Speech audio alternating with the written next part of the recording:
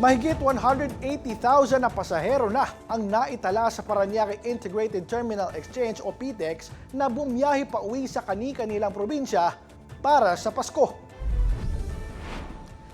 Ayon sa huling ulat noong Lunes ng gabi, hindi pa fully booked ang mga biyahe sa bus terminal pero inaasahang dadami pa ang mga uuwi sa mga susunod na araw. Sa ngayon, 33% pa lang ang bookings para sa Visayas at Mindanao, habang lagpas 72% na ang punuan ng mga bus papuntang Bicol. Paalala ng mga otoridad sa mga biyahero maglaan ng sapat na oras dahil sa pila para sa security check at ticketing. Bukod sa biyahe, may mga tindahan din sa PITEX para sa last-minute shopping ng pasalubong, damit at pagkain.